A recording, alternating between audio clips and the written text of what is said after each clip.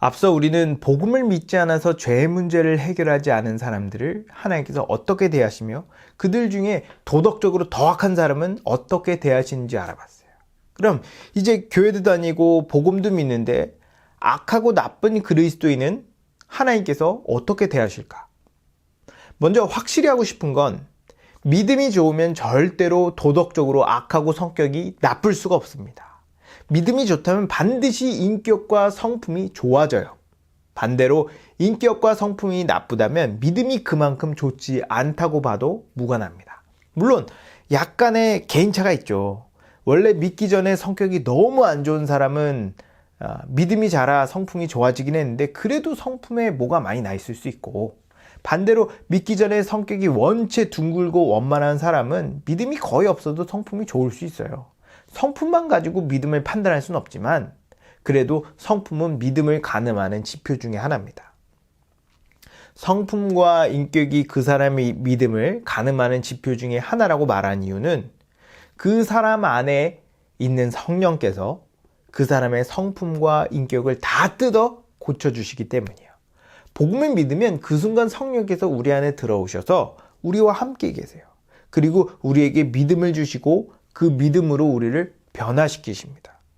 성령님은 아주 인격적인 분이세요. 그래서 우리를 강제적으로 억지로 변화시키지 않고 복음을 더 알고 믿게 하심으로 자발적으로 순종하게 하세요. 그래서 사람에 따라 시간이 짧게 걸리기도 하고 오래 걸리기도 하죠. 아무튼 교회를 다니고 복음을 믿는데 도덕적으로 악하고 인격이 나쁘다면 저는 크게 두 가지 경우로 봅니다. 첫 번째 경우는 그 사람이 교회는 다니지만 진짜 복음을 믿는 게 아니고 아직 구원받지 않은 가짜 그리스도인인 경우예요. 두 번째 경우는 복음을 믿어 구원은 받았는데 믿음이 아직 어린아이 같아서 영적인 성장이 거의 없는 경우죠. 두 가지 경우는 외적으로 비슷해 보이지만 본질적으로 완전히 다른 겁니다. 첫 번째 경우는 지옥에 가고 두 번째 경우는 천국을 가요. 그런데 우리는 누가 첫 번째 경우인지 두 번째 경우인지 모릅니다. 그래서 우리는 내 잣대로 다른 사람을 둘 중에 어느 한쪽이라고 단정 지으면 안 돼요. 그건 하나님만 아십니다. 그렇다고 그냥 내버려 둬서도 안 되죠. 둘 다 불안정하고 불안한 상태예요. 아무튼 저는 두 번째 경우, 구원은 받았지만 아직 믿음이 어린아이 같아서 아직 성숙하지 않은 인격을 가진 그리스도인을 하나님께서 어떻게 다루실지 설명할게요. 하나님은 절대 자기 백성을 그냥 내버려 두지 않으세요. 예수 그리스도의 복음을 믿어 죄인에서 의인이 된 자들을 하나님은 책임지고 그 사람을 집중 케어하세요. 하나님께서 예수 그리스도와 복음을 우리에게 주신 이유는 하나님께서 나의 하나님, 나의 아버지가 되시겠다는 의미예요. 또 우리가 복음을 믿는다는 건 하나님을 나의 아버지, 나의 왕, 나의 주인으로 인정하고 그분을 따르겠다는 의미입니다. 우리가 아무리 인격이 개차반이라도 하나님께서 우리의 아버지가 되신다면 하나님은 우리를 끝까지 책임지세요. 그게 아버지 된 자의 도리죠. 아버지는 우리가 잘했을 때는 칭찬하시고 잘못했을 때는 매를 드십니다. 이게 성경이 말하는 사랑이에요. 잘못해도 무조건 끼고 옹호하는 것은 애를 망치는 길입니다. 사랑할수록 어떤 면으로 더욱 엄격할 필요가 있어요.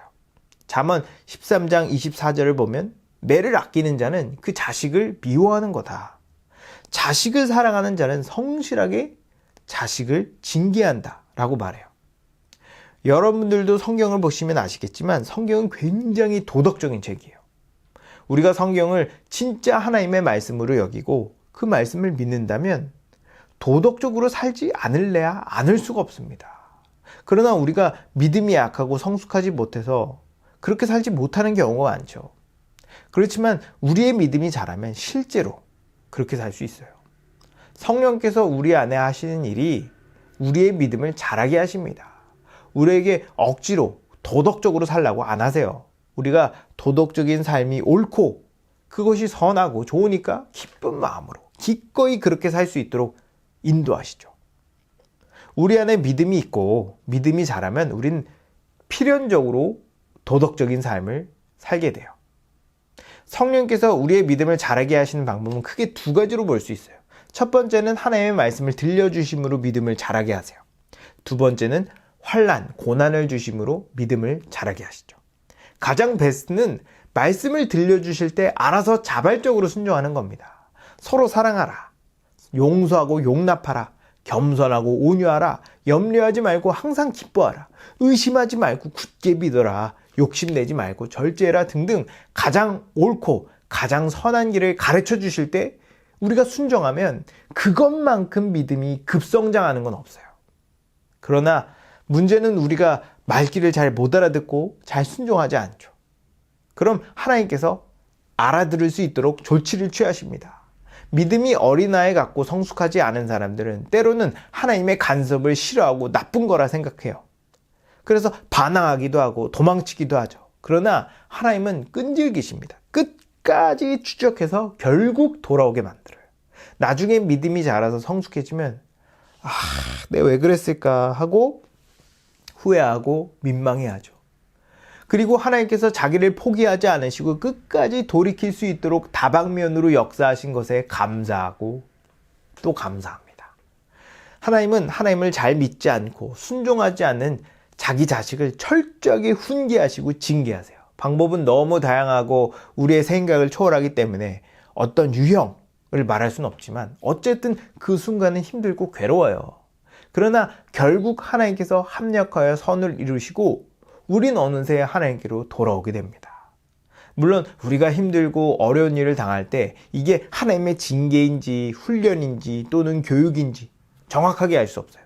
나의 잘못된 것을 깨닫게 하시려고 하는 건지 더 잘 될 수 있도록 하시려는 건지 다른 의도가 있는 건지 잘 모릅니다. 그러나 뭐가 됐든 상관없이 하나님께서 주시는 환난은 다 우리를 더욱 성숙하게 하시려고 주시는 거예요.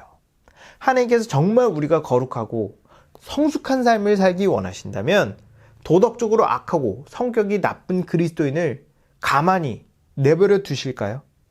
하나님은 그런 자들에게 회초리를 듭니다. 자신의 잘못을 뉘우치고 회개하여 다시 하나님께로 돌아오도록 엄히 꾸짖죠. 반드시 그래요. 반드시 여러모로 어려움과 환난을 겪을 겁니다. 만약 그 사람이 하나님의 자녀가 아니라면 이렇게 살든지 저렇게 살든지 이걸 하든지 저걸 하든지 내버려둬요. 그러나 자기 자식이라면 다리 몽둥이를 부러뜨리더라도 정신 차리게 만듭니다. 사랑하는 자식이니까요. 우리는 나를 괴롭히고 해코지했던 어린아이와 같은 그리스도인이 하나님의 징계를 받으면 에이 저거 쌤통이다 라고 생각하면 안 돼요. 어찌됐든 그는 우리의 형제입니다. 그가 회개하고 돌이킬 수 있도록 죄를 지적하고 권면해야 돼요.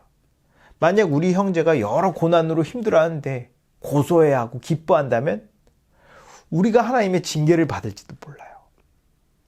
이렇게만 들으면 마치 하나님께서 맨날 자주 시도 때도 없이 혼내시는 분인 것처럼 생각하기 쉬운데 성경은 하나님을 자비가 많으시고 노하기를 더디하시는 분이라고 말하세요.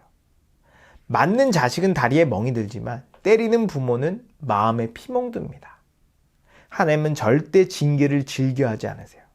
그러니 징계하기 전에 알아서 순종하는 것이 제일 좋습니다. 모든 그리스도인은 마지막 날에 심판을 받아요. 그러나 이 심판은 불신자의 심판과는 전혀 다른 심판이죠. 불신자는 자기가 지은 죄에 대한 심판이지만 그리스도인이 받는 심판은 잘한 일에 대한 심판이에요. 그리스도인이 전에 지었던 죄는 예수 그리스도로 인해 다 용서함을 받았기 때문에 벌을 받지 않아요. 하나님은 내가 행한 삶을 바탕으로 상을 주시죠. 하나님 뜻대로 충성되게 살았다면 하나님은 영광스러운 면류관과 함께 그에 합당한 상을 주세요. 그 상이 뭔진 모르지만 우리의 상상을 초월하는 복일 거예요. 반대로 하나님의 뜻대로 거의 살지 못하고 겨우 턱걸이로 천국에 왔다면 상은 없고 빈손으로 천국에 들어가게 될지도 모릅니다. 그럼 나중에 땅을 치고 후회하죠. 그때 하나님 말씀에 순종할 걸. 그러나 비록 그 사람이 상급이 없을지라도 더 중요한 건 그가 은혜를 입어 하나님 나라에 들어갔다는 겁니다. 하나님 나라에 들어왔다는 것 자체만으로 상급이 없는 거에 대해서 전혀 불만을 품거나 아까워하지 않을 거예요. 하나님 나라에 들어갔다는 것 자체가 그 모든 것을 커버하고도 남을 만한 기쁨과 감사와 안도감을 주기 때문이에요. 아니, 지옥에 안 들어간 게 어딥니까? 영원한 절망과 영원한 고통을 영원히 겪지 않게 됐잖아요. 근데 우리가 잘 생각해야 하는 건 내가 내 스스로 내 믿음에 대한 확신이 없고 내 믿음이 삶으로 인격으로 드러나지 않는다면 굉장히 위태위태한 상태라는 거예요. 그러다가 마지막에 천국에 못 들어간다면 세상에서 가장 불쌍한 사람이 되는 거예요. 그래서 우리는 반드시 우리의 믿음을 삶에서 인격에서 믿음의 증거를 찾고 구원에 대해 확신해야 합니다. 정리할게요. 신앙이 좋은데 인격이 나쁜 그리스도인은 없다. 인격이 나쁘다면 그리스도인이 아니거나 신앙이 어린아이와 같은 그리스도인이다.